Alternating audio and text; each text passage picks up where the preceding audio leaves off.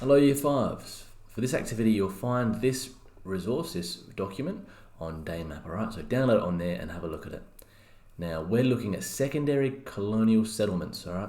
So secondary colonial settlements were set up after the main ones were set up, after the first ones, or after the primary colonial settlements. So these are the secondary, this is a list of the secondary colonial settlements, ones that were set up a bit later after the first convicts were sent to Australia, alright? So we have Newcastle, Van Diemen's Land, Moreton Bay, Adelaide, Norfolk Island, Port Macquarie, Portland, the Swan River Colony, okay? So these were set up in the 1800s,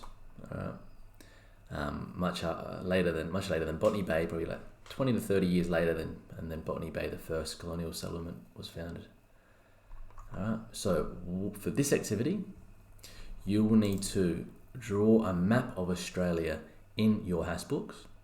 Then what you need to do is learn a little bit, read a little bit about each one, and then you're going to pinpoint on your drawn map where these places were. And you can do that by double clicking on Newcastle, right clicking, and you might even go copy or Google. But I'm going to copy, open up a new tab, and then I'm going to go maps. Alright, and I'm going to zoom out. Oh, here we go. So this is where Newcastle, New South Wales is, right here. So zoom in, zoom out. So on my map that I've drawn, or that you've drawn, you're going to put a mark on your map and write Newcastle, and you might then next to that write some facts about that settlement, okay, that secondary settlement.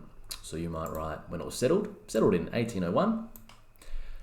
You might also write, it was used, the settlement was set up there for timber and coal resources that were around the area. And when it was failed, the settlement failed and it was closed in 1802. It was open in 1801 and closed in 1802. It was only open for a year, this settlement. All right. So you might even write about the purpose of why it was set up. So it was two purposes, to make use of the timber and coal resources in the area, but also, it was used as an alternative place to send convicts and to take advantage of the many natural resources. All right. So that's another place to send convicts. All right. So then you'll go Van Diemen's Land. You'll search for that. You might go search Google. All right. Van Diemen's Land. You might go images. And you might go, ooh, that looks like Tasmania, which we know that. And we might even just go maps. Ooh, zoom out. That's Tasmania. So put a dot there, Van Diemen's Land, and you might write some facts next to it as well, okay? All right. So you might put the purpose. And it was claimed by the British in 1803 to prevent the French from claiming it first. That was the purpose of its settlement, of its beginnings, all right, of its establishment.